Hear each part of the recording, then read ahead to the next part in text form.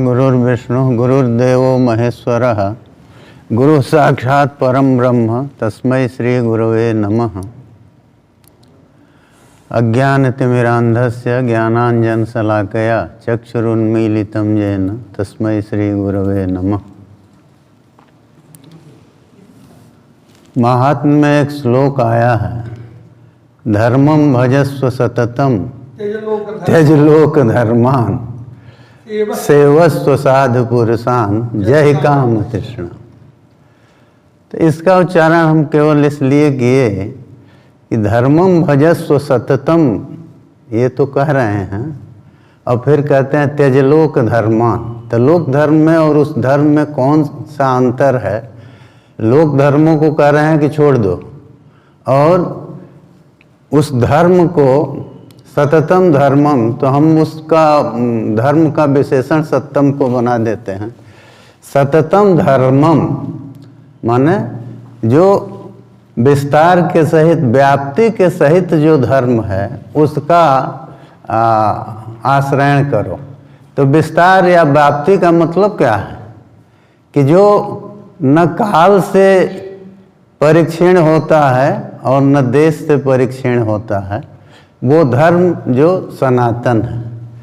तो वो सनातन धर्म जो है, सतत धर्म जो है, उसकी रक्षा वही कर सकता है ना जो सनातन हो, जो सर्वसमर्थ हो, जिसको कहीं से कोई भय न हो। तो धर्म की रक्षा तो वही कर सकता है। इसीलिए हमको याद है स्वामी कृष्ण बोधाश्रम जी महाराज का अंतिम चातुर्मास से हो रहा था। अंतिम इसलिए कह रहे हैं कि उसके बाद पुनः उनका शरीर नहीं रहा अगले चातुर्मास में। तो हैदराबाद में हो रहा था, तो हम वहाँ गए हुए थे। 71 या 72 की बात है। तो उनका व्याख्यान सुनने के लिए हम रात को बैठे रहे 11 बजे तक। यही अक्टूबर का महीना होगा। तो वो आयोजक लोग ये करते थे कि उनका व्याख्यान सबके पीछे कराते थे, जिससे कि लोग रुके रहेंगे उनको सुनने के लिए। तो उन्होंने कहा था कि जब तक अपने को मृत नहीं समझ लोगे, धर्म का आचरण नहीं कर सकते। मृत का मतलब मृत व्यक्ति जो है, शव जो है, वो उसको कहीं से कोई भय नहीं है, कहीं किसी द्वंद्व से वो पीड़ित नहीं होता। तो ये उन्होंने कहा था कि अपने को मरा हुआ समझ लो, तब धर्म का आचरण कर पाओगे। और ये कहते हुए उन्होंने ये भी कहा कि मैं मर गया था, और तो हमको वो बताए कि हमको ले गए सब ऊपर। तो वहाँ ले जाके एक आदमी बैठा था सिंहासन पर, उसके सामने ले जाके खड़ा किए। तो उन्होंने कहा कि रे इसको क्यों ले आए, इसको नहीं कोई दूसरा बताए कि वो बगल में उसको लाना। कहते रहे कि हमको ऐसे किए, कैसे फेंक दिए सब। तो हमको लगा कि बहुत ऊंचाई से गिरे, फिर यहाँ शरीर में प्राण आ गया। तो देखे तो लोग रो रहे थे। तो उन्होंने वो शायद 18 की या कितनी अवस्था बताए थे। तो ये कहा कि हमने सोच लिया कि अब मृत्यु तो हो चुकी है, तो अब इसके बाद का अगर काल जो मिला है, तो वो काल केवल भगवद आराधन के लिए है। तो भगवद आराधन खाली भगवान की स्तुति परिचर्या इतना ही नहीं है, जनाराधन भी तो भगवद आराधन ही है। क्योंकि अरे पिता की सेवा करे या पुत्र की सेवा करे, प्रसन्नता तो पिता को दोनों से होगी। जिसकी भी सेवा करेंगे, हाँ, हमारी सेवा का भाव क्या है ये हमको देखना होगा। तो उन्होंने फिर घर छोड़ दिया। घर छोड़ दिया। बताते हैं लोग कि अलीगढ़ में कहीं था जन्म स्थान। तो वहाँ से भागते भागते बिहार में सोन के किनारे चले गए। चलते चलते वो वैराग्य और उत्कट दर्शन की इच्छा वो उनको ले गई। फिर सोन के किनारे वो पहुँचे हैं, तो उनको भगवान कृष्ण का दर्शन हुआ। तो दर्शन हुआ, फिर उसके बाद वो अपना इसमें चलते रहे। लेकिन उसके बाद कभी भी, एक महात्मा उनकी सेवा में थे, 12 साल तक रहे। तो उन्होंने बताया कि कभी जैसे हम लोग ये सोच के सोने को भी एक काम समझते हैं ना, भोजन किया, दूध ले लिया, ये कि उसके बाद पैर फैला के सो गए। तो कहते रहे वो कि इस तरह से उनको कभी भी हमने नहीं देखा पैर फैला के सोते। कहते रहे कि वो रात में भी बैठ जाते थे आसन पर, और जप ध्यान जो भी करें करते रहते थे, उसी में निद्रा आई, लेकिन रात वैसे ही बीतती थी। ऐसे महापुरुष थे कृष्णबोधाश्रम जी महाराज। तो धर्म का आचरण जो है, नहीं, वो तो हिमालय से मालवीय जी ले आए रहे। कोई वो कृष्णाश्रम जी या कौन थे, वो हिमालय से ले आए थे। हाँ, उनको वहाँ से वो ले आए थे। तो मालवीय जी महाराज का व्यक्तित्व देखिए ना, वो इतना विराग संपन्न महात्मा जो हिमालय से कभी निकले नहीं, उनके आग्रह पर यहाँ आ गए शिलान्यास के। तो उनका आना, अब वो किसकी महत्ता कही जाए। हम तो यही सोचते हैं कि मालवीय जी महाराज की महत्ता है, नहीं, जो कभी आया नहीं, जिसको कोई इससे मतलब नहीं है, वो क्यों आएगा। लेकिन नहीं, वो ऐसा आग्रह था जिसको हमारी समझ से, अब वो क्या सोचते थे, लेकिन हम तो यही सोचते हैं कि उस आग्रह को टाल नहीं सके और आए। तो ऐसा व्यक्तित्व तो बड़ा कभी कभी ऐसे लोग मिलते हैं। और तो चलिए हम अपनी ओर चलें। वो प्रश्न तो बहुत से रहे ना, तो उसमें तस्य कर्माणि उदाहरणानि परिगीतानि सूरि भी ब्रूहि न श्रद्धाना नाम लीलया दधतः कला। भगवान कर्म करते हैं या अवतार लेते हैं, ये सब कुछ जो है वो क्या है, लीलया दधतः कला, लीला से सब कुछ उसका कलाओं का धारण करते हैं। वस्तुतस्तु वो निष्कल हैं, तो लेकिन व्यवहार के लिए या जनरंजन के लिए वो धारण करते हैं कलाओं को, और उसके अनुसार ही वो सारी क्रियाएं करते हैं। तो देखिए, एक महापुरुष ने हमसे कहा, जैसे अब ये मन में कभी कभी आता है कि मत्स्यावतार हुआ, या कूर्मावतार हुआ, वराहावतार हुआ, और रामो रामश्च रामश्च, ये मनुष्य अवतार मान लीजिए बुद्ध का है, तो ये सब मनुष्य रूप में अवतार हुए। तो क्या मत्स्यावतार या कूर्मावतार अथवा वराहावतार में और इनमें कोई विशेषता है या कहीं कुछ न्यूनता है? ऐसा नहीं है। यही कहे कि एक महापुरुष ने हमसे कहा कि देखो, महापुरुष इसलिए कह रहे हैं कि भगवत साक्षात्कार संपन्न लोग हैं।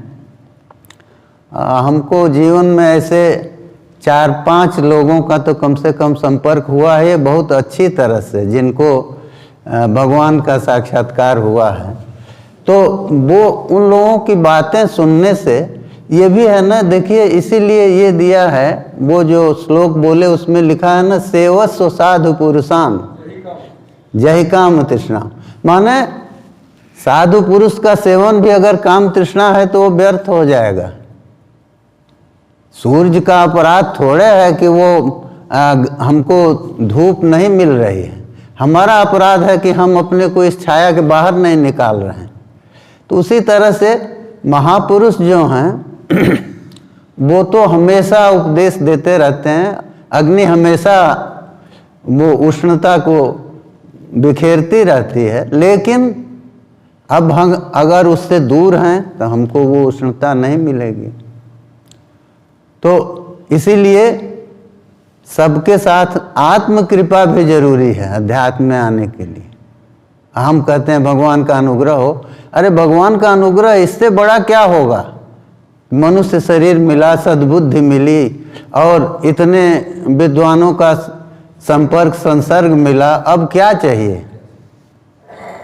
गंगा का सानिध्य मिला, गंगा में प्रीति मिली, तो अब बचता क्या है? कुछ नहीं बचता। लेकिन जब हम उल्टा सोचने की आदत डाल लेंगे, उल्टा सोचने की इसलिए कह रहे हैं कि हम कमी को देखते रहते हैं अपने भीतर या आपके भीतर, तो अन्य से दोष गुण चिंतन मास मुक्त्वा, उसको छोड़, हाँ, सेवा रस कथा रस मोह नितराम पिबत्वम। तो अन्य के दोष गुण चिंतन में, क्योंकि भगवान ने कहा ना, गुण दोष दृशिर दोषा गुणस्तु भय वर्जित। एकादश में उद्धव से कहते हैं कि गुण और दोष की दृष्टि दोनों दोष है। क्यों? विकार है। दोष का मतलब क्या है? दुष्वैकृत्य से न दोष बना है। जैसे उसमें कहते हैं ना कि दुष् धातु रिवास्माकम गुणों दोषाय कल्पते। दुष् धातु का गुण ही दोष हो जाता है। माने वैयाकरण लोग जानते हैं कि जब दुष् धातु में उपधा गुण होगा, ऊ को ओ हो जाएगा तो दोष शब्द बनेगा। तो जैसे दुष् में गुण का होना ही दोष को लाता है, उसी तरह से दोनों ही दोष है। क्यों दोष है? इसलिए कि जहां आपको नहीं जाना चाहिए वहां वो ले गया। कहाँ नहीं जाना चाहिए? भगवत तत्व से बाहर। एक महापुरुष से हमने पूछा कि भगवान का आप लोग भी उपदेश करते हैं और शास्त्र कहते हैं भगवान का चिंतन करो, पूजन करो, तो क्या करें? भगवान का कोई आकार तो है नहीं। अच्छा, भगवान छोड़ दीजिए, हमने कहा ब्रह्म भाव में, कहते हैं कि ब्रह्म भाव में रहिए। तो हमसे जब वो कहे कि ब्रह्म भाव में रहिए, तो हम उनसे यही पूछे कि ब्रह्म भाव जो है वो क्या, किस तरह से उसको मन में लाया जाए? ब्रह्म का कोई आकार कुछ तो है नहीं। तो हम तो ये समझे कि ब्रह्म भाव में रहिए का मतलब है कि संसार भाव को हटाने का प्रयास करिए। जो भी चित्त जहाँ से विकृत हो रहा है, जहाँ से वृत्ति बन रही है, उसको हटा दीजिए। तो निर्वृत्तिक मन ही तो ब्रह्म का ग्रहण करता है। तो ब्रह्म भाव में रहिए माने वृत्ति को हटाने का प्रयास करिए। तो ये सुनाए इसलिए कि देखिए, कोई भी व्यक्ति या कोई भी ग्रंथ, वो कुछ भी एक झटके में, एक क्षण में हमको आपको कुछ दे नहीं सकता। उसके लिए तो हमको निरंतर प्रयास करना पड़ेगा। निरंतर प्रयास के बाद ठीक है, फल जब मिलता है तो वो उससे तो आदमी को प्रसन्नता होती है। क्लेश फले नहीं पुनर्नवताम विधत्ते। तो क्लेश लेकिन क्लेश न फल से नवता का विधान करता है कि बिना क्लेश के ही, क्लेश हम उठाए ही नहीं। और वो भी संभव है यदि ऐसी ही भगवान की इच्छा हो जाए। जैसे ब्रज के लोगों पर कृपा थी, अयोध्या के लोगों पर कृपा थी, उनको वो परब्रह्म जो है वो साक्षात उनको दर्शन स्वयं दे रहा था। तो ये तो हमेशा सबको सुलभ नहीं है। तो इसलिए हमको ये प्रयास करना चाहिए। अब हम आज थोड़ी सी आगे तो चलेंगे, लेकिन पहले आद्य अवतार की चर्चा कर दें, क्योंकि हमारी समझ से भागवत के अवतारों की चर्चा जो है, यदि हम उस आद्य अवतार की चर्चा नहीं करते तो अधूरी रह जाती है। क्योंकि वो जो पौरुष अवतार है, अवतार क्या है? अवतार जो है अवे त्रिस्त्रोर घय, तो अवतार अवतरण है, नीचे की ओर आना। तो कौन सा वो कहाँ भगवान हैं कि नीचे की ओर आ जाते हैं? अरे तो अरूप स्वरूप हो जाता है, निर्गुण सगुण हो जाता है, और वो जो व्यापक है वो परिच्छिन्न दिखने लगता है। तो अब इससे बड़ा अवतार क्या चाहिए? कौड़ीपति जो है, नहीं करोड़पति जो है कौड़ीपति हो गया। हुआ या नहीं हुआ ये तो अलग बात है, लेकिन प्रतीति तो वही हो रही है। वो रसखान ने लिखा ना कि बैठो पुलोटत राधिका पायन, तो कहा कि वो हम खोज रहे थे कहाँ और मिला कहाँ। अरे तो खोज रहे थे, तुम गलत रास्ता पकड़ लिए। भगवान का ध्यान इसीलिए लिखा है कि चरण की ओर से करना चाहिए। लिखा है ना, संचिंतयेत भगवतः चरणारविंद, और फिर दिया जावद हसितम गदाधर।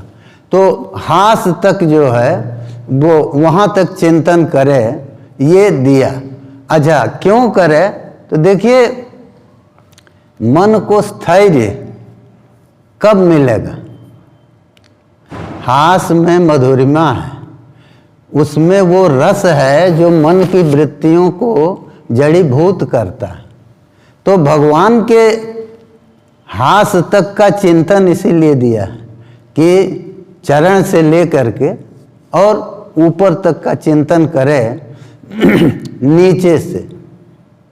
और इसीलिए देखिए जटायु के लिए गोस्वामी जी ने लिखा ना, आगे परा गीधपति देखा सुमिरत राम चरण की रेखा। तो भगवान राम के चरण चिन्ह जो हैं उनका वो स्मरण कर रहे थे। तो इसलिए कि इससे जो है भगवान का अनुग्रह होगा। आज भी है ना, किसी के सिर की ओर निरंतर देखते रहिए तो वैसा अनुग्रह नहीं मिलता। जैसा कि विनम्र हो के नीचे की ओर देखिए तो वो मिलता है। तो भगवान के ध्यान की ये प्रक्रिया दिया। क्यों कहा ये? तो परीक्षित का तो सीधा प्रश्न था कि म्रियमाणश्च किम ध्येयम। उन्होंने कहा कि जो म्रियमाण है उसको क्या ध्यान करना चाहिए? किम श्रोतव्य मथो जाप्यम, क्या सुनना चाहिए और क्या जप करना चाहिए? देखिए वो अपना समय इधर उधर बर्बाद न करके सीधे अपने पर ही ले आए। यही तो प्रश्नकर्ता की कुशलता है।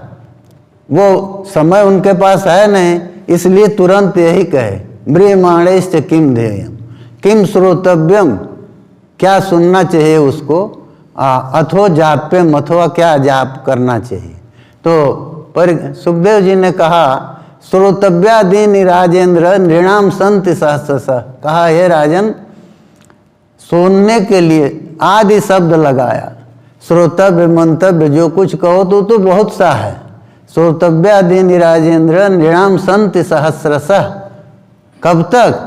अपश्यताम आत्मतत्वम गृहेषु गृह मेधिनाम। कहे कि जब तक वो आत्म तत्व को नहीं देख लेता और घर में पड़ा हुआ है, तो क्यों कहे घर में पड़ेगा तो परिस्थितियां आएंगी तो व्याकुल होगा।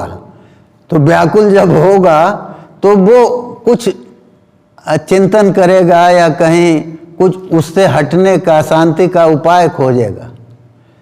तो कहे कि ये तो है, उसके लिए तो बहुत सा है श्रोतव्य। वो जहाँ ही कोई भी पत्थर देखेगा उस पर जल चढ़ाएगा, भगवान शंकर को मान के पूजन करेगा। मतलब वो हताशा कहिए या कुछ प्राप्ति की आशा कहिए, उसमें वो चारों ओर दौड़ता रहेगा। लेकिन आत्म तत्व को जान लेने के बाद उसको कहीं जाना नहीं है, और न कहीं तो वो कहीं जाता। इसीलिए कहा कि अपश्यताम आत्म तत्व। तो कहा कि तब फिर उसी का उपाय बताइए।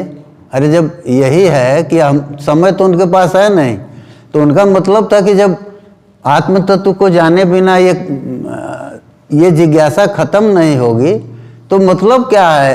अरे 7 दिन आने में, 7 दिन बीतने में कोई बहुत समय तो लगेगा नहीं, तो ये बीत जाएगा। तो सुखदेव जी ने इसीलिए कहा किम प्रमत्तस्य बहुभि परोक्षैर्हाय नैरिह। और वो दृष्टांत, ये कुशलता वक्ता की देखिए कि वो ये कहे कि 7 दिन है तो तवा पेतर ही राजेंद्र सप्ताहम जीविता अवधि, कहे कि तुम्हारा तो 7 दिन जीवन है, खट्वांगे नहीं वो नहीं मुहूर्ते नहीं वो खट्वांगो ब्रह्मलोकम असाधय। कहे कि इस क्या चिंता की है, वो खट्वांग तो एक मुहूर्त में ब्रह्मलोक को उन्होंने प्राप्त किया। उसका दोनों अर्थ है ब्रह्मैव लोकः ब्रह्मलोक, तो ब्रह्म को प्राप्त किया, अथवा ब्रह्मणो लोकः ब्रह्मलोकः, तो ब्रह्मलोक को वो प्राप्त कर गए। तो ब्रह्मलोक से दोनों तरह का वो वर्णन मिलता है। अपुनरावर्तिनी गति है, और कुछ लोग वहां से भी आवृत्त हो जाते हैं। तो वो दिया है ना, ब्रह्मणा सहते सर्वे संप्राप्ते प्रतिसंचरे परस्यांते कृतात्मान प्रविशन्ति परम पदम। तो ब्रह्मलोक को खट्वांग प्राप्त किए तो उन्होंने परीक्षित को ये आश्वासन दे दिया। जानते हैं क्यों कहा? अरे उनकी बुद्धि तो मौत में लगी हुई है। जब आत्म तत्व का ज्ञान होगा तब न मृत्यु से मन हटेगा। अब मृत्यु में ही लगा रहेगा तो उससे बड़ा भय तो कोई है ही नहीं है। तो कौन सी कथा सुनेंगे और क्या करेंगे? वो चाहे जो हो, सुखदेव जी जैसा वक्ता भी करेगा क्या? श्रोता के अंदर तो वो योग्यता आनी चाहिए कि वो सब कुछ छोड़ के, अब उन्होंने मान लीजिए जल भी पीना छोड़ दिया, भोजन की तो बात ही छोड़िए, लेकिन उससे होगा क्या? क्या उसको छोड़ने से मन की में जो वो भय है मृत्यु का वो खत्म हो जाएगा? वो तो नहीं जाएगा ना। वो जाएगा तभी जब उनको ये एक तरह का आश्वासन है सुखदेव जी की ओर से। वो कहते हैं कि तवा पेतर ही राजेंद्र सप्ताहम जीवितावधि। कहे ये तो बहुत दिन है, 7 दिन है, तब एक मुहूर्त में खट्वांग अगर प्राप्त कर सकते हैं तो तुम्हारे जैसा राजर्षि जिसके ऊपर गर्भ में अनुग्रह करके भगवान ने दर्शन दिया और आज तुमको समझाने के लिए हमको स्वयं भेज दिए हैं, तो फिर उसके बंध मुक्ति में कौन सा संशय है? तो ये कहते हैं कि तुम इसको छोड़ दो। इसीलिए अंत में तो कहे ही हैं कि तुम तो राजन मरिष्यति पशु बुद्धि मीमाम जहि। तो ये वचन ये बताता है कि ये मृत्यु का भय उनको कितना दिन तक सताया है। जब से सांप मिला और 7वें दिन तक वो मृत्यु का भय तो उनके ऊपर निरंतर रहा। तो मृत्यु का भय हटने का रास्ता क्या है? रास्ता केवल एक था कि जबकि मन जो है वो कहीं इतना आसक्त कर दिया जाए जिससे कि वो इस चीज को भूल जाए। तो उन्होंने दोनों काम किया। भागवत का आरंभ किया तो दोनों तरह के लोगों को सुनाया। उत्तम चरित्र जो हैं राजाओं के उनको सुनाया और भगवत भक्तों के चरित्र को सुनाया और भगवान जो स्वयं आकर के जो लीला किए उसको भी सुनाया और सुना करके और उस परीक्षित के मन को मृत्यु के भय से मुक्त करना चाहे और उन्होंने बहुत हद तक किया भी, क्योंकि अंत में बहुत हद तक इसलिए कह रहे हैं कि यदि वो समझ जाते, सर्वज्ञ तो थे ही, यदि वो समझ जाते कि इनका भय दूर हो चुका है तब फिर वो उसके बाद रुकते नहीं। लेकिन भय दूर तो होगा नहीं, तब कब तक नहीं होगा? जब तक आत्म तत्व का साक्षात्कार नहीं होगा। अरे हम लोग तो अज्ञान में जी रहे हैं इसलिए न सुखी हैं, क्योंकि दोनों बात हम जानते हैं कि जमराज हमारा पता भूल चुके हैं और नहीं अगर वो डायरी खोजेंगे भी तो वो डायरी गायब हो चुकी है जी, जिसमें हमारा पता है वो डायरी है नहीं। तो वो इसलिए हम लोग सुखी हैं कुछ भी हो जाए, क्योंकि हमारे कभी भी एक क्षण के लिए भी मृत्यु का ध्यान नहीं आता। तो मृत्यु का ध्यान जब नहीं आएगा, इसका मतलब है कि हमको कोई वो सुरक्षा कवच प्राप्त है जो हमको मृत्यु की विभीषिका से बचा रहा है। तो वो सुरक्षा कवच हमारा घोर अज्ञान है, जो हम माने सोचिए जीवन में हम करोड़पति होंगे कि नहीं होंगे, सब में होंगे नहीं होंगे लगा है। हमारे पास 4 मकान होगा नहीं होगा, सब में लगा है, लेकिन मृत्यु होगी कि नहीं होगी ये नहीं लगा। अरे अद्यवाब्द सतामते व मृत्युर्वै प्राणिनाम ध्रुवम। तो जब वो ध्रुव है, लेकिन ऐसा तथ्य जिसका प्रतिपाद आज तक किसी ने नहीं किया, और ऐसा तथ्य जो हमको दिखाई दे रहा है, हमारे पिताजी रहे, पितामह रहे, प्रपितामह रहे, माने ये स्थिति हो गई कि हम कुछ पीढ़ी के बाद हम उनके नाम को भी नहीं जानते, स्वरूप की तो बातें छोड़ दीजिए, फिर भी हम उस तथ्य की ओर थोड़ा भी ध्यान नहीं देते। तो ये कोई बात नहीं है। जब भगवान कृष्ण जो है अर्जुन से कहे सकाले नेह महता जोगो नष्टा परंतप, तो जब वो जोग जो अविच्छिन्न परंपरा से चला आ रहा है उसके भी नष्ट होने का अवसर आ गया, तो फिर हम लोग अगर मृत्यु को भूल जाते हैं तो इसमें कोई आश्चर्य नहीं। तो इसीलिए दिया कि बरम मुहूर्तो विदितः, यदि ज्ञान पूर्वक एक मुहूर्त भी बीत जाए तो वो श्रेष्ठ है, और अज्ञान में 150 बरस बीत जाए तो उसका क्या मतलब। यही सुखदेव जी का उपदेश जो है वो परीक्षित को प्रेरित किया है। और जब उनको भगवान, कल हम सुना रहे थे ना कि भगवान के वो कहते हैं ना कि अनुजानी ही माम ब्रह्मन वाचम जच्छाम अधोक्षजे। तो अब वैसे तो अर्थ लोग यही करते हैं कि अधोक्षजे वाचम जच्छामि, नहीं अधोक्षजे मुक्त कामाशय चेतः मुक्त कामाशयम चेतः प्रवेशयाम, ऐसे दिया।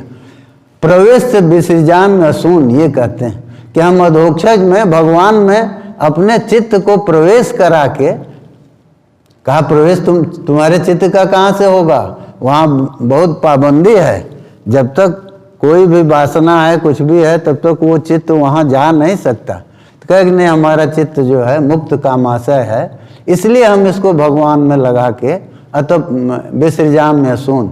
तो मतलब उनका वही है कि जीवन मुक्ति का सुख ले करके, अरे भगवान में चित्त को लगाने का मतलब क्या है। देखिए अविद्या जो लोग जानते हैं, अविद्या है का भेद ही ना विद्या है। जब तक भेद की प्रतीति है अविद्या है, उसमें वोट नहीं लेना। अब ये है कि वो प्रतीति जीवन मुक्त को भी होती है, लेकिन वो आभास के रूप में होती है। एक बार हमने बाबा से पूछा था पटना में कि यही सौभाग्य मिला, उसी की चर्चा आप लोगों से हम करते हैं कि ऐसे महापुरुषों के सानिध्य में कुछ देर रहने का मौका मिला। तो हमने पूछा कि ये संसार आपको कैसा दिखाई देता है, तो कहे आभास दिखाई देता है। तो ये अच्छा, लेकिन मर्यादा का अतिक्रमण नहीं है। हमने उनसे कहा कि गीता के स्पर्श योग को बताइए, तो कहे कि देखो हम अभी कह भी देंगे तो समझ में नहीं आएगा, थोड़ा सा चित्त को उसके लिए तैयार करो फिर वो हो जाएगा। तो ये बात माने कह रहे हैं कि मर्यादा का उल्लंघन नहीं है। व्यर्थ प्रयास वैसे लोग नहीं न करेंगे जो वाणी का प्रयोग तो करते ही नहीं थे। वो जैसे आप गए या हमें अक्सर जाते थे, लौकिक चीज़ें भी पूछते थे तो वो एक बार बोल देते थे, लेकिन उसके बाद दोहराते नहीं थे। माने हम लोगों का जैसे है ना, कोई कुछ पूछा तो उपाय बताए तो कहे देखो ऐसा कर दो, ये होगा वो होगा। अरे एक बार मुंह से बोल दिए बहुत है, उसके बाद अब आप चाहे उसको करिए मत करिए, आप जानिए। तो इसीलिए परीक्षित जो हैं वो उस चित्त को भगवान में लगाना चाहते थे। और हम उतना ये करते हैं कि अधोक्षजे प्राप्ते सति, अधोक्षज जब प्राप्त हो गए हैं उसमें मन का प्रवेश कराएंगे वो तो ठीक है, लेकिन ये सारा व्यापार माने आपकी कथा हम किस लिए सुन रहे थे, और उस कथा को सुनने के लिए बीच बीच में प्रश्न तो करते ही थे। कथा श्रोता जो है वो कुछ प्रश्न करेगा, कुछ हूँ हाँ करेगा, तभी ना कथा चलेगी। तो कहे कि ये सब जो हम कर रहे थे वो केवल उनकी प्राप्ति के लिए कर रहे थे, तो अब जब वो प्राप्त हो गए तो अब ये किस लिए, तो इसीलिए कहे कि हम वाचम जच्छान, कहे कि हम वाणी का नियंत्रण करना चाहते हैं। और इसीलिए पहले अनुज्ञा के लिए प्रार्थना किए। तो ये भगवान की प्राप्ति के बाद तो खैर संसार का व्यापार कोई हो नहीं सकता, और परीक्षित के बाद परीक्षित के पास कोई समय भी नहीं था कि वो करते, तो अब उनको केवल जीवन मुक्ति का आनंद लेना था। तो उसके लिए ही वो उतना सोचे कि अब इतना भी बीच में व्यवधान न हो, तो उन्होंने प्रार्थना किया और सुखदेव जी वहाँ से चल पड़े। क्योंकि देखिए जब तक उनका लक्ष्य पूरा नहीं हुआ तब तक तो उनका रहना वहाँ आवश्यक था, और लक्ष्य पूरा हो गया तब वो क्या करेंगे, वो तो रहते नहीं, कैसे 7 दिन वहाँ रह गए। अरे जब दिया है कि स गोदोहन मात्रम ही गृह सुगृह में धिना, तो गोदोहन काल मात्र तक रहते थे, लेकिन परीक्षित का पुण्य संभार कहिए कितना पुण्य था कि 7 दिन रुके। और वहाँ भागवत में दिया है ना कि आजगमो भुवनम पुनाना, ये ऋषियों का नाम वहाँ सुनिए कितने लोग आए हैं, तो कोई तो बचा नहीं है। जिनके उपदेश के लिए दर्शन के लिए लोग तरसते रहते हैं, वो सब परीक्षित का दर्शन करने आए। दर्शन करने ही न कहेंगे कि वो जब भगवान में वो मिलेंगे तो उस समय वो लोग जो हैं वो देखना चाहते थे। जैसे भीष्म के लिए हुआ, भीष्म के भी वो दिया है रह उत्सृजंतम, माने जब वो कृष्ण में अपने को विलीन करना चाह रहे हैं, जो वो क्षण है उसमें वो लोग उनको देखना चाहते थे भीष्म को। तो कितना पुण्य था ये सोचिए। तो इसलिए भगवत चर्चा ये केवल चिंतन से ही होगा, अन्यथा इसका कोई उपाय नहीं हमारी समझ से। और चिंतन के योग्य मन जब होगा तब चिंतन होगा, तो चिंतन के योग्य मन जो है भगवान की उपासना से होगा। तो उनकी उपासना होनी चाहिए। तो देखिए ये जो 15 उसमें द्वितीय अध्याय के आरंभ में 15 अवतारों का वो सुनाए हैं, वर्णन है। और इसे प्रसिद्ध दशावतार तो आप सब जानते ही हैं। इसमें सोचना इतना ही है कि क्या देखिए उपासना के लिए सभी अवतारों का वो नहीं किया। कहाँ होता है, नृसिंह भगवान का यहाँ मंदिर है वैसे बहुत कम है, और भगवान शंकर का, राम कृष्ण का, काली का, आज काली के उसमें जड़ भरत के प्रसंग में महाकाली का वो आया है कि आज की कथा में वो है जड़ भरत का प्रसंग। तो जीवन मुक्त का लक्षण जड़ भरत में दिखाई देता है। मान लीजिए मेड़ पर बैठ के और वो खेत की रखवारी कर रहे थे, भगवान की कृपा थे, भगवान की कृपा थी, उससे उनको लिखा है कि पूर्व जन्म का स्मरण था।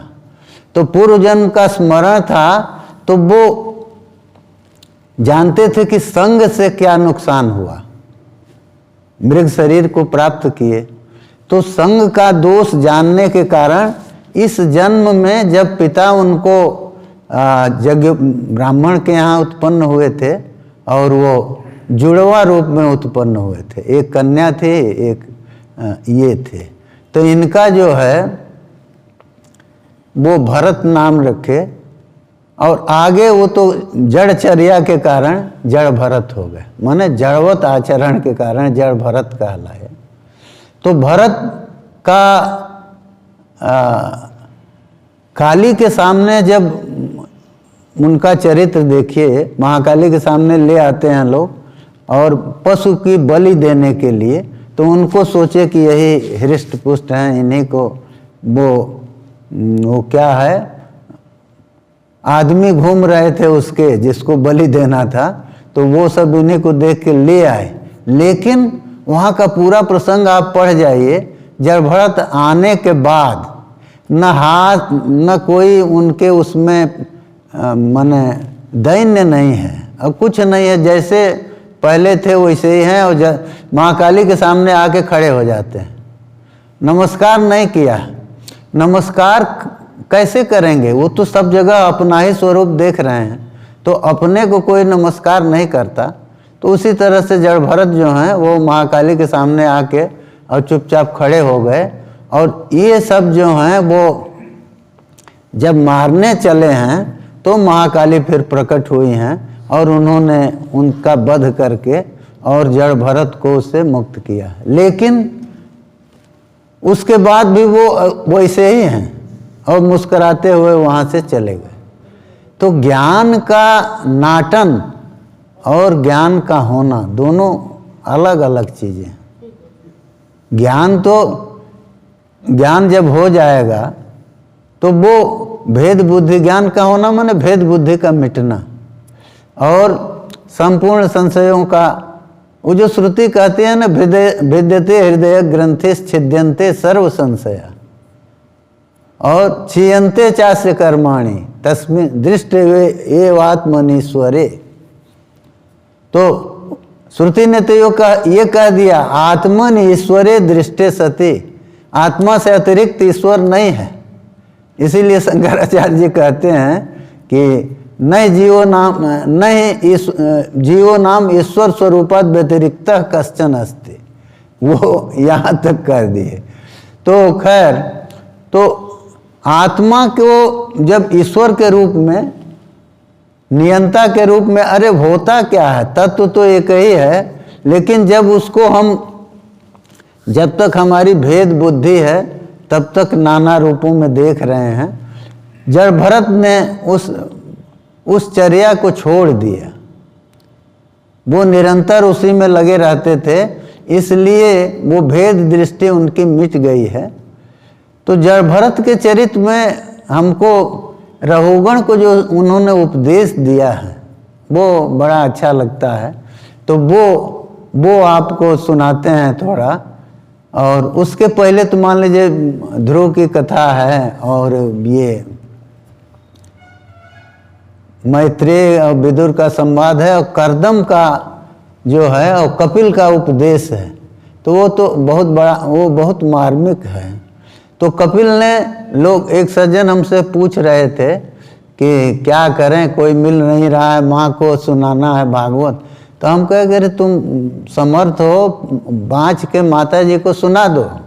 तो कहा कैसे होगा, हम कहे कैसे क्या होगा, आखिर कपिल भगवान के अवतार थे, उन्होंने माँ को उपदेश दिया कि नहीं दिया, तो इसमें कौन सी बात है, पढ़ के सुना दो और सुनाने के बाद दक्षिणा जो है वो ब्राह्मण को दे देना। आखिर ये दक्षिणा वगैरह सब जो है, सुखदेव जी को कौन सी दक्षिणा परीक्षित दी है, तो दक्षिणा जो है सप्ताह का अंग थोड़े है। वो ठीक है, जब उनके पास कुछ था ही नहीं तो वो देंगे क्या, और उसमें और फिर उनको लेना ही नहीं है, दोनों बात है। तो क्या परीक्षित का सप्ताह सफल नहीं हुआ ना, उनके जैसा सफल किसका होगा कि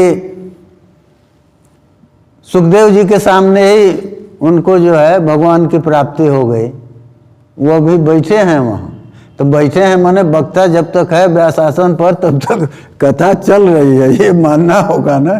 तो चल रही है, उसी में उनको साक्षात्कार हो गया। तो हम उनसे कहे कि अरे भाई क्रिया का लोप मत करो, अब कितना समय है माता जी के पास, तुम सुना दो। ये जो कर्म है तो ये अंग है ना, तो अंग का लोप भले हो जाए, अंगी का ही लोप कर दोगे तो कैसे चलेगा। तो देखिए प्रहलाद के विषय में, अरे ध्रुव के विषय में बहुत अधिक हमको नहीं कहना है, जड़ भरत के चर्या में भी बहुत कुछ नहीं कहना है। थोड़े से लोग, क्योंकि आप सब लोग जानते हैं ध्रुव जो हैं, ध्रुव की चर्चा पहले कर लेते हैं क्योंकि वो पहले आए हैं उस क्रम में। तो ध्रुव जी का आप जानते हैं सुनीति के पुत्र थे, और सुरुचि के पुत्र जो हैं वो उत्तम थे। तो सुरुचि तो उत्तम को खोजती ही है, शोभन रुचि जो है वो तो हमेशा उत्तम को खोजेगी, उसके नामे में सु लगा हुआ है। तो सुरुचि उत्तम को खोजती है या उत्तम को प्राप्त करती है, उत्तम को भगवान उसे देते भी हैं, तो इसमें कोई आश्चर्य नहीं है। लेकिन सुनीति को ध्रुव मिलते हैं, क्यों? शोभन नीति जो है, नीति क्या है? नीति जो है नयनात् नीति रुच्यते, नीति है प्राप्त कराने के कारण। तो नीति का मतलब है कि वो मनोभाव, वो क्रियाएं जो आपको प्राप्त करा दें। क्या प्राप्त कराएंगे? जो आपका अभीष्ट है उसको प्राप्त करा दे। तो इसीलिए कामंदक ने इतना ही लिखा, नयनात् नीति रुच्यते, नयनात् प्रापणात्, जो प्रापण करा दे, मिला दे, उसका नाम है नीति। और उसमें भी सुनीति है, वो शोभन नीति है। तो उसमें वहाँ उसको अगर ध्रुव की प्राप्ति होगी, अनीति से या दुर्नीति से जो प्राप्ति होगी वो फल जो है ध्रुव नहीं होगा। इसीलिए लिखा है महाभारत में, कहा है गांधारी ने दुर्योधन से कि पुत्र जो आचरण तुम कर रहे हो इससे राज्य नहीं मिलता। ये साफ स्पष्ट कहा है, पहला यही कहा कि इससे राज्य नहीं मिलता, और मिलता भी है तो बहुत समय के लिए नहीं मिलता। इसलिए इस तरह का आचरण छोड़ दो, और जो साधु सम्मत, जो आचार सम्मत मार्ग है उसको पकड़ो। तो माता थी, माता का हृदय तो हमेशा केवल पुत्र के हित को सोचता। तो सुनीति को ध्रुव प्राप्त हुए, और माँ केवल माँ ही नहीं है, वो गुरु भी है। ध्रुव के गुरु के रूप में भी माँ मिली है। क्यों? गुरु मार्ग बताता है, तो उन्होंने ही तो कहा कि तुम भगवान की गोद में जाओ, वहाँ बैठने का प्रयास करो। तो इससे बड़ा मार्गदर्शक कौन होगा?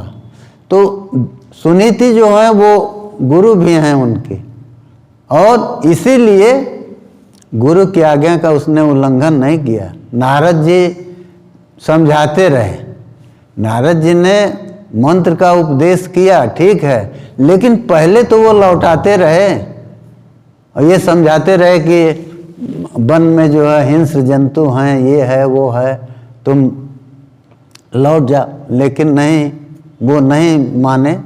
तो वही वचन आता है, नारद जी कहते हैं, अहो तेज क्षत्रियाणाम मान भंगम अमृतस्यताम।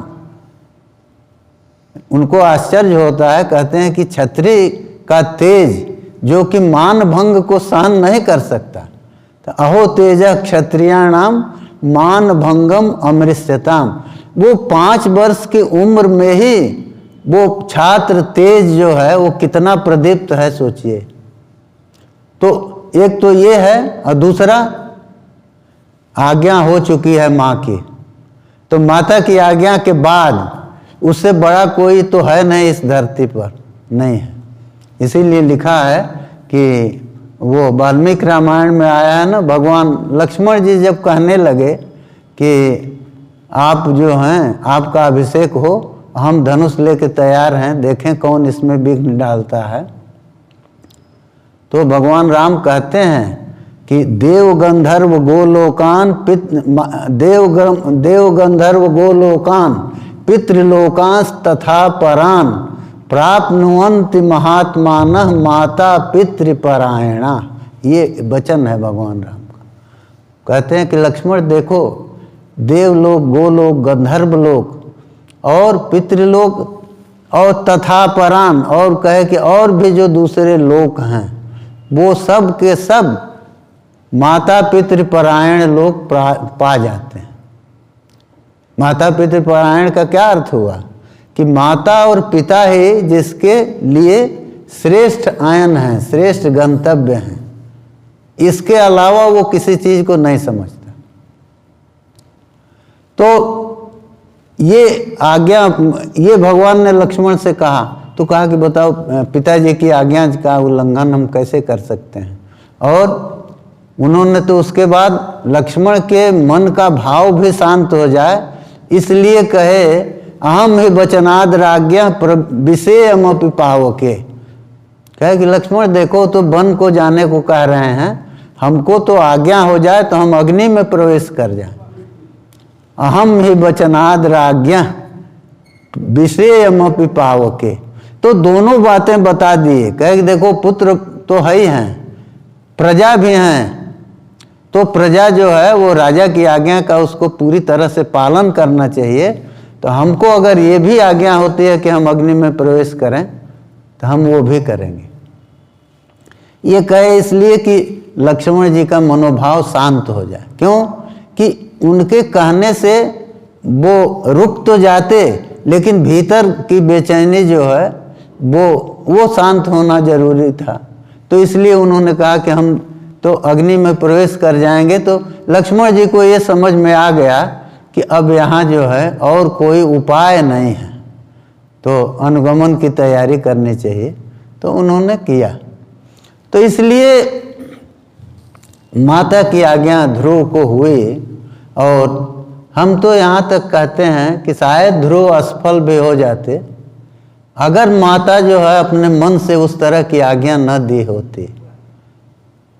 लेकिन माता की आज्ञा के बाद असफलता का तो कोई संभावना ही नहीं है।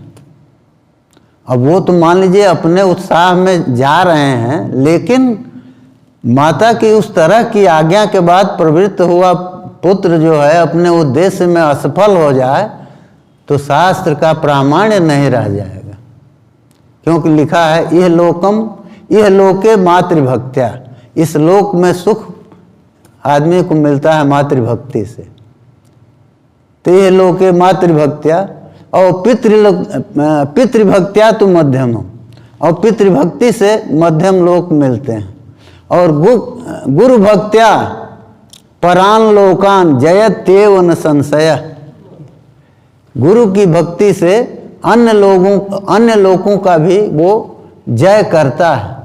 तो यह लोकम मातृभक्त्या, माता की भक्ति से हम तो प्रायः कहा करते हैं प्रतिदिन, लड़कों को ये समझाते भी हैं जो हमारे संपर्क में आया। हम कहते हैं कि अरे भाई कुछ करना नहीं है, तुमको केवल माँ की सेवा करो, माँ को प्रसन्न करो। अब वो सब कहना नहीं, माता जी तो चाहती हैं कि हमारा ये हो जाए वो हो जाए। हम कहे चाहने से थोड़े होगा, वो माता जी का मोह चाह रहा है, माता जी नहीं चाह रही। माता जी का मोह है जो वो सब कुछ कहवा रहा है। तुम उनकी सेवा करके और उनको ऐसा प्रसन्न करो, वो तो अपने आप मन से निकलने लगता है। तो हम कहे कि तुम वो स्थिति तो ले आओ। तो इसलिए एक इसी तरह के भक्त हमको मिश्रा जी गाड़ी में मिले थे। तो उनका हम सब सुने उनके मुख से कि कैसी माता की सेवा करते हैं। सोने का समय हो रहा था तो हम कहे मिश्रा जी चलिए अब सोया जाए। हाँ, सोने के पहले हम कुछ बातें कहना चाहते हैं। तो कहे क्या? तो हम कहे कि आपको पुत्र होंगे, ये और बहुएं भी होंगी, लेकिन सब के सब वेल इस्टेब्लिश्ड होंगे, यही हम बोले थे। और आपके जीवन में समस्या नाम की चीज़ आज तक आई नहीं है और आगे भी जब तक सांस रहेगी नहीं आएगी, हमारी बात याद रखिएगा। तो हंसे बहुत ज़ोर से। तो हमसे कहने लगे पांडे जी आप ज्योतिष जानते हैं, कर्म विपाक जानते हैं? हम कहे नहीं, हम जानते कुछ नहीं, लेकिन आपने इतना 10-5 मिनट की बात में जो बता दिया, जितना बताया उसी से हम बता रहे हैं। कहे हम तो कुछ कहे नहीं। हम कहे आपको नहीं मालूम है, आप सब कुछ कह गए। जिस तरह की माता की सेवा की भावना आप में है, और केवल भावना नहीं है, जिस तरह से आप कर रहे हैं, उस तरह से करने वाला पुत्र जो है उसके जीवन में अगर समस्या आ गई तो शास्त्र झूठा होगा, और शास्त्र झूठा नहीं है। तो हमसे फिर कहने लगे कि नहीं ये तो सही आप कह रहे हैं। हम कहे अब छोड़ दीजिए, अब हम कुछ नहीं सुनना चाहते, हो गया, चलिए सोया जाए। तो ये मातृभक्ति का महत्व है। ये सुनाते इसलिए हैं कि बच्चे जो हैं परेशान हैं और उनको जाते हैं, मान लीजिए मंदिर जाएंगे तो मंदिर में माँ दुर्गा जो है वो उतना ही देगी जो अपनी माँ दे सकेगी। वो नहीं देती है तो ये नहीं दे पाएगी, कहाँ से? मर्यादा का उल्लंघन थोड़े करेगी। इसकी सेवा से, हमारे घर में जो हमारी माँ है उसकी सेवा से हमको सब कुछ मिलना है, ये विधान भगवान का ही है। तो फिर वो भगवान होके, भगवती होके उस नियम का उल्लंघन कहाँ से करेगी? वो नहीं करेगी, हम चाहे रोज जाके वहाँ हाजिरी दें या न दें। तो इसलिए प्रसन्न तो अपनी माँ को करना चाहिए, क्योंकि वो ही सब कुछ दे सकती है। तो ध्रुव को सब कुछ उसने दे दिया, भेजते ही दे दिया माता ने। नारद जी समझाए नहीं माने, गए। उन्होंने तप जो किया है, तो अंत का एक प्रसंग आपको सुना दें कि जब वो श्वासावरोध होता है सबका, प्राणियों का श्वास लेने में तकलीफ होने लगी। क्यों? कि ध्रुव जो हैं वो अहंग्रहोपासना कर रहे थे। उपासना दो तरह की है। एक तो ये है कि हम भेद में उपासना कर रहे हैं कि भगवान, हमारी श्रद्धा बहुत है, सब कुछ है, लेकिन हम उनसे अपने को अलग समझ रहे हैं और हम उपासना कर रहे हैं, हमारा भाव एकदम शुद्ध है, सब ठीक है। तो ये भावना है, एक अहंग्रहोपासना है, माने अहम विष्णु, मैं ही विष्णु हूँ। तो वो विष्णु की उपासना कर रहे हैं और विष्णु के साथ तादात्म्य में स्थापित कर देते हैं। तो विष्णु के साथ जब तादात्म्य में स्थापित करते हैं, माने वो मानो तद्रूप हो जाते हैं। तो तद्रूप हो जाते हैं तो फिर विष्णु तो व्यापक हैं, सब जगह हैं और हमारे आप में के सबके भीतर हैं। तो उनकी श्वास गति रुकती है ध्रुव की, तो सभी प्राणियों की श्वास गति रुकने लगती है। तो जब रुकने लगती है, देवता लोग जाके प्रार्थना करते हैं भगवान विष्णु से। तो कहे कि अच्छा ठीक है, आप लोग चलिए। वो क्या कहते हैं, तपसो दुरत्यात, कहे कि इस दुरत्य तप से हम ध्रुव को वारित करेंगे। तो वो आ जाते हैं, भगवान ध्रुव के पास आ जाते हैं। होता क्या है, सामने खड़े हैं, लेकिन ध्रुव तो भीतर उसी स्वरूप को निरंतर देख रहे हैं। तो वो माधुर्य जो है, वो जो रूप, अति आकर्षक रूप जो वो भीतर देख रहे हैं, समाधि में हैं समझिए। तो वो बाहर तो आंख तो खोलेंगे नहीं, भगवान खड़े हैं और उन्होंने नेत्र नहीं खोला। तो जब नेत्र नहीं खोला तब फिर रास्ता क्या है उनको वहाँ से हटाने का? तो भगवान ने उस स्वरूप को ध्रुव के भीतर से तिरोहित कर दिया। तो जब दर्शन भीतर बंद हो गया तो वो घबरा के नेत्र खोले हैं, तो लिखा है वहां बहिस्थितम तदवस्थम ददर्श। इसी पंक्ति के आधार पर हम ये आपको सुनाए कि वो भीतर उसी रूप में देख रहे हैं। क्यों कि व्यास जी कहते हैं बहिस्थितम तदवस्थम ददर्श। जब रूप भीतर का तिरोहित हो गया तो वो बाहर उसी रूप को और तदवस्थम रूपम ददर्श, तद अवस्था का, उसी अवस्था का रूप, जिस रूप में वो भीतर देख रहे थे उसी तरह का स्वरूप सामने देखते हैं। तो देखते ही ननाम दंडवत भूमौ, तो उन्होंने फिर प्रणाम किया।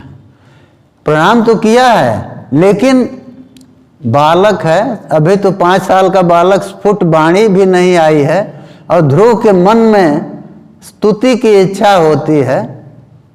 तो भगवान वहाँ लिखा है सतत विवक्षंत अतद विदम प्रभु, माने विवक्षंतम, बोलने की इच्छा उनको है लेकिन वो अतद्विद हैं, वो जान नहीं रहे हैं कुछ कि कैसे वो करें। तो तत्शब्द जो है ना वो क्या कहते हैं, प्रसिद्ध का वाचक कहिए तो अतद्विद हैं। ध्रुव उस स्वरूप को तो नहीं जानते, लेकिन बोलने की इच्छा है, तब फिर कैसे होगा। तो भगवान भक्त की इच्छा को तो तुरंत पूरी करते हैं, वो भी ऐसी इच्छा जिसमें कि वो स्तुति करना चाहता है, और ध्रुव जैसा भक्त तो उस इच्छा को पूरी करने में उनको एक क्षण भी नहीं लगा। और हम तो ये भी कह देते हैं कि भगवान ने उनकी इच्छा पूरी करके और अपना वहाँ आने की जो कृतार्थता है उसको कर दिया। अरे दर्शन तो उनको उस स्वरूप का भीतर हो ही रहा था, तो आए किस लिए थे? आए हैं जब तो कुछ तो करना चाहिए। तो वो करते क्या हैं, पस्पर्श बालम कृपया कपोले, तो हाथ में शंख लेके और ध्रुव के कपोल में ऐसे सटा दिए, पस्पर्श बालम कृपया कपोले। तो कृपा जो है वही उसमें कारण बनी और उनके कपोल में स्पर्श करा दिया। तो फिर सतत कर स्पर्श धुता खिला सुबह, जैसे ही कर का स्पर्श हुआ भगवान के, तो सतत कर स्पर्श धुता खिला सुबह, जैसे ही स्पर्श हुआ है हाथ का तो संपूर्ण पाप ध्रुव के खत्म हो गए। तो और उसके बाद हुआ क्या, पाप खत्म हो गया, तो बाकी सपद्य अभिव्यक्त परात्म दर्शन, और तुरंत उसी क्षण उनको आत्मा का साक्षात्कार होता है। सपद्य अभिव्यक्त परात्म दर्शन। तो जब ये हुआ तो उसके बाद उन्होंने स्तुति शुरू किया। तो ये देखिए भगवान की ये कृपा है, महती कृपा है। वो तो कहते भी हैं भागवतकार कि पस्पर्श बालम कृपया करपोले। तो कृपा इतनी हुई है उनकी कि कृपा क्या है, उद्धार की इच्छा ही तो है। दूसरे के उद्धार की इच्छा जो है वो चाहे गुरु कृपा करे चाहे जो करे, वो उद्धार की इच्छा है। तो भगवान को जब स्वयं उद्धार की इच्छा हो गई तो उद्धार की इच्छा, आप कहे कि अब उद्धार की इच्छा क्या जरूरत है? अरे जब आप स्वयं सामने खड़े हैं और समाधि में उनको आपका दर्शन हो रहा है, तो अब उसके बाद वो कहाँ बंधे हैं कि आप वहाँ से उनका उद्धार करेंगे? नहीं, उद्धार की इच्छा है। क्यों बंधे कहाँ हैं? वाणी नहीं है तो भक्त को तो और कुछ चाहिए नहीं। वो दिया ना कि दीयमानम न गृह्णन्ति बिना मत सेवनम जना। कहते हैं कि हमारे भक्त जो हैं वो क्या दिया, न पारमेष्ठ्यम न महेंद्र धिष्ण्यम, बिना, हाँ, न पारमेष्ठ्यम न रसाधिपत्यम न जोग सिद्धिर अपुनर्भवम वा। योग की सिद्धियां और अपुनर्भव मोक्ष कुछ भी नहीं। मयि अर्पितात्मे क्षतिमत बिनान्यत। कहते हैं कि जिसने हमारे में अपने मन का अर्पण कर दिया है वो हमको छोड़ के और कुछ चाहता ही नहीं। तो भगवान की सेवा तो वो चाहता है। तो भगवान की सेवा चाहता है तो सेवा का 3 साधन है, शरीर है, वाणी है और मन है। मन में बैठा के जितनी देर सेवा करे, उसको फिर मन में सेवा करेगा तो तुलसीदास की तरह पछताने की जरूरत नहीं है। हमको एक तो वो गा रहे थे सब, तो हमेशा वो याद आता है, जरा देर ठहरो राम तमन्ना यही है, अभी हमने जी भर के देखा नहीं है।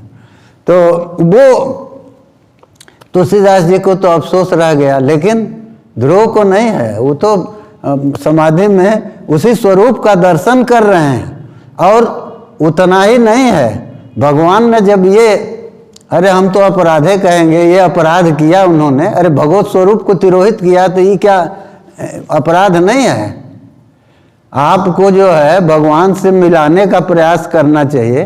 तो आप वो स्वरूप जो ध्रुव के भीतर प्रस्फुटित हो रहा है, जिसमें के वो आनंद में मग्न है, उसको आपने तिरोहित कर दिया। तो तिरोहित किया इसलिए कि नेत्र तो खोले, भगवान को कुछ अपनी बेइज्जती लगी कि हम सामने खड़े हैं और ये नेत्र बंद करके बैठा हुआ। तो इसलिए उन्होंने नहीं, बैठे नहीं थे तो खड़े थे ना, तो अंगूठे पर खड़े थे। वो दिया है ना वहाँ, तदंगुष्ठ निपीड़िता मही, अंगुष्ठ से पीड़ित हुई है धरती। तो वो बाहर जब उस रूप में देखे तो उनको अब दूसरी इच्छा तो जग गई कि भगवान की सेवा कर, और कुछ तो उनको नहीं चाहिए, लेकिन स्तुति करना चाहते थे। तो उन्होंने वाणी दे दिया। वाणी को देने के लिए पस्पर्श बालम कृपया कपोले, कपोल में उनके शंख से वो दिया है ना, कंबुमय न पाणिना, ये प्रयोग किया है। हाँ हाँ, कृतांजलि थे। तो वो उन्होंने स्पर्श किया है। तो जब स्पर्श किया तो स्पर्श के बाद तो कुछ बचता नहीं। इसीलिए ना भगवान हनुमान जी को कहते हैं ना कि ये सर्वस्व भूतों में परिस्वंगो हनुमता, कहे कि हमारा ये सर्वस्व भूत है, परिस्वंग, तो उनको गले से लगा लिए। तो भगवान के कर का स्पर्श जो है, गोसाई जी लिखते हैं ना कि वो कर पर सा सुग्रीव शरीरा, तनभा कुलिस गई सब पीरा। हाथ से सुग्रीव के शरीर का स्पर्श कर दिए तो दोनों काम हुआ, तनभा कुलिस गई सब पीरा। शरीर को कुलिस करना, वज्र की तरह बना देना क्यों जरूरी था? कि वो डर के मारे वो अब दोबारा जाते ही नहीं। तो इसलिए उन्होंने इतना किया जिससे इसके अंदर साहस आ जाए, और तब वो भेज दिए। तो भगवान के स्पर्श में तो वो शक्ति है ही है। तो उन्होंने जिस इच्छा से स्पर्श किया, सुग्रीव को स्पर्श किया कि शरीर की पीड़ा दूर हो जाए, तो पीड़ा दूर हो गई। और ध्रुव को स्पर्श किया उनके मुख में कि इनके मुख में वाणी आ जाए, तो वो वाणी तो आई, लेकिन जो मम दर्शन फल परम अनूपा, अजीव पाव निज सहज स्वरूपा। तो दर्शन का जो सबसे श्रेष्ठ फल है वो उन्होंने दे दिया। दर्शन हुआ तो वो उसका जो फल है कि जीव अपने सहज स्वरूप को प्राप्त कर ले। तो क्या जीव का सहज और असहज दो स्वरूप है? नहीं, स्वरूप एक ही है। वो शरीर में आने के बाद भूमि परत भा ढाबर पानी, जिम जीव माया लपटानी। तो तो वो जब शरीर में आया तो उसका असहज स्वरूप हो चुका है, और जैसे ही भगवान का दर्शन हुआ, उनकी कृपा हुई, तो अपने सहज स्वरूप को प्राप्त कर लिया। तो वो नित्य प्राप्त स्वरूप है, लेकिन वो तो भूला हुआ है। तो इसलिए उनको ये दोनों काम भगवान ने अपना जो था वो कर दिया। और हनुमान जी बध गए। हनुमान जी भीम को जब दर्शन दिए, आप लोग सुने होंगे, महाभारत में देखे भी होंगे, तो महाभारत में उनको अर्जुन के रथ पर आना क्यों पड़ा? क्या भगवान कृष्ण का दर्शन वो नहीं किए थे? नहीं, आना पड़ा इसी के लिए। अब भीम से कहते रह गए कि कुछ मांग लो क्योंकि दर्शन अमोघ है। भीम ने मांगा नहीं। अपने कहे भी कि तुम्हारे शत्रुओं को पूंछ में बांध के ले आते हैं, यहीं पटक देंगे, सब खत्म हो जाएंगे। नाम भी लिए हैं, भीष्म, कर्ण, ये सब नाम भी लिए हैं कि ले आते हैं इकट्ठे बांध के। भीम ने मना कर दिया, कहा कि नहीं, हम क्षत्रिय हैं, हम अपने शिकार करेंगे, अपने ही मारेंगे। तो खैर, तो जब ये नहीं माने तो उन्होंने कहा कि चलो ठीक है। तब अर्जुन के उस पर बैठ आएंगे, ध्वज पर। तो ध्वज पर आएंगे मतलब क्या है? कहने को तो कह चुके थे कि तुम्हारे शत्रुओं को ले आते हैं, मार देते हैं। तो मुंह से जब निकल गया कि ले आते हैं, मार देते हैं, तो मारना होगा ना। अब वहां जा करके और गदा लेके मारते तब तो गड़बड़ था, युद्ध के नियमों के विपरीत होता। तो वो करते क्या थे? शब्द करते थे खूब। तो जब शब्द करते थे तो उसी से महाभारत पढ़िए, देखिए कितने लोग उसी से मर जाते थे। अरे उस शब्द को उनके उस विग्रह को भीम जैसा वीर देख नहीं सका, गिर पड़े देखते देखते। तो वो उनका जो शब्द होगा, जिसको वो खूब माने भीतर से प्राण बल लगा के बोल देंगे, तो उसको कौन कर्ण कुहर बर्दाश्त कर पाएगा, सुन पाएगा? बहुत से लोग उसी में मर जाते थे। तो इसलिए अपना उतना काम वो वहाँ भी, उतना काम भी वहाँ भी करते थे। और एक कारण और था कि उनके स्वामी के ऊपर भी बाण लगते थे ना। भीष्म ने जब कृष्ण को मार के लहूलुहान कर दिया तभी ना उतरे, तो वो कृष्ण को भी मारे, हनुमान जी पर भी बाण चलाए हैं। तो वो जब प्रहार होते थे तो हनुमान जी जैसा भक्त, उनको क्रोध तो आता ही होगा, युद्ध के नियमों में बंधे हों जो हो, तो कुछ नहीं तो चिल्ला पड़ते थे। हम यही कहते हैं। तो जब बोलते थे तो उससे बहुत से लोग मर जाते थे, जिनको सहन करने की सामर्थ्य नहीं थी। तो ध्रुव को जब ये दर्शन हुआ है और उससे उनको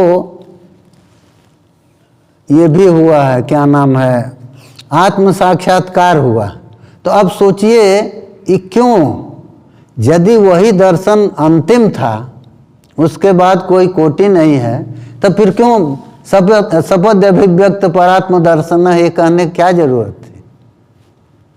अरे भगवान तो सामने खड़े हैं, और ये भी नहीं कि कोई माया है, आभास है, वो स्पर्श कर रहे हैं ध्रुव का, तो वो भी विग्रह है और वो स्पर्श कर रहे हैं ध्रुव को, वो मालूम भी हो रहा है।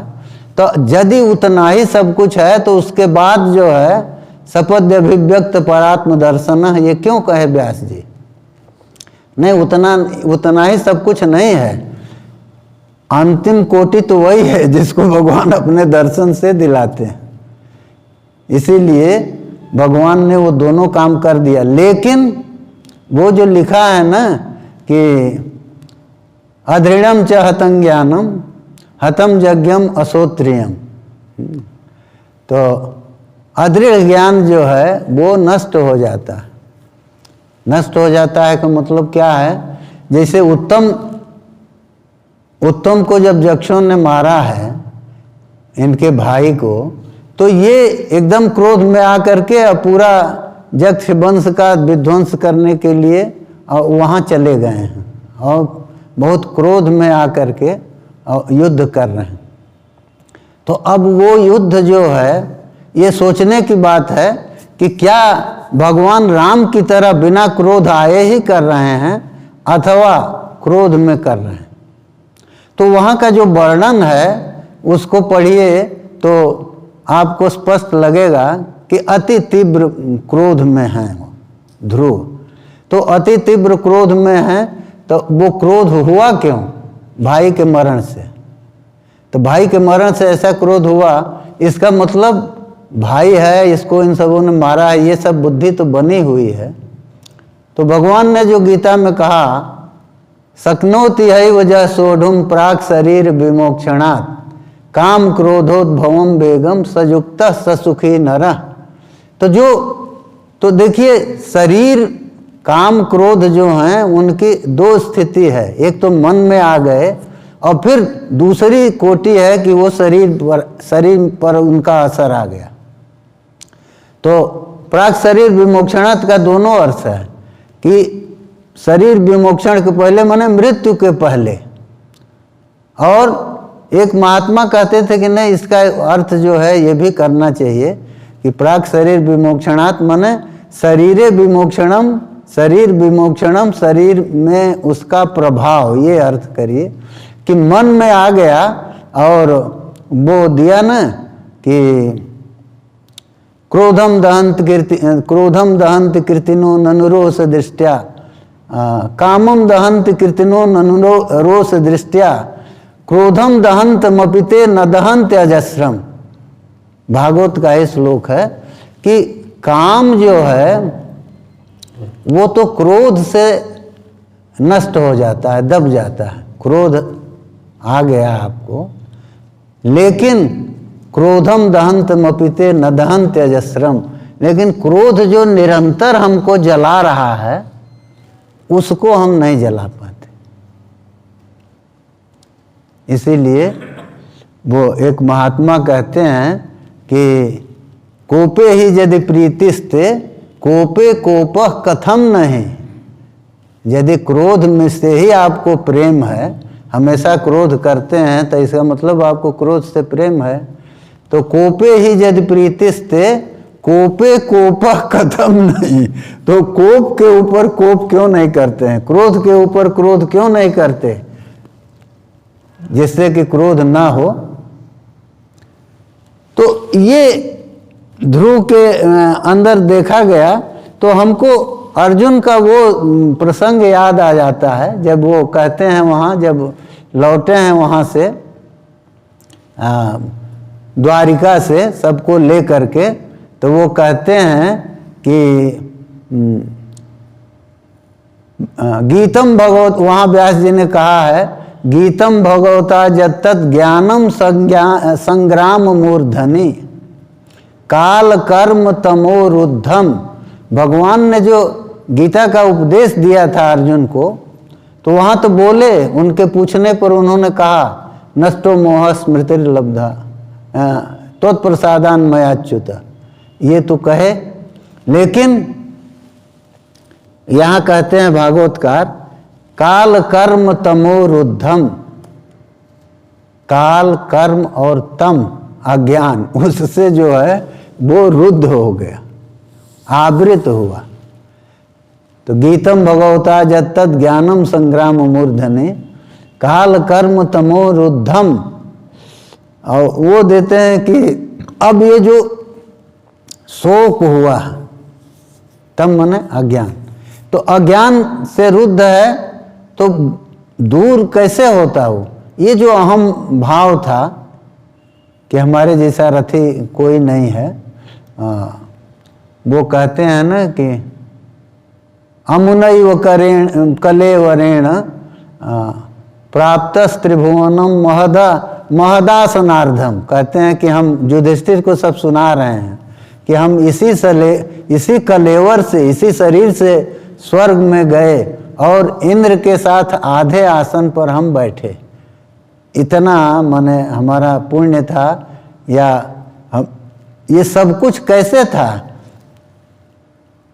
सर्वम सर्वम बभूव असद, क्या असदी सरिक्तम, कहते हैं कि ये सब कुछ इस रिक्तम असद अभूत, भगवान ने जब छोड़ दिया तो ये सब कुछ असत हो गया।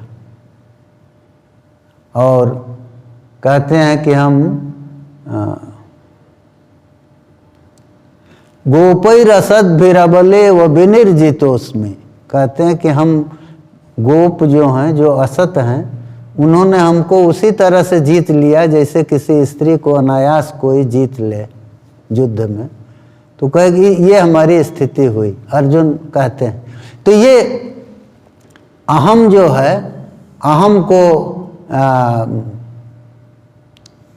अहम का वो हटाने के लिए भगवान का प्रयास था, तो उन्होंने उसको हटाया। क्यों? कि गांडीव पर इतना वो था कि गांडीव को जब वो उसमें जो है अग्नि में कूदने का प्रयास करते हैं जब,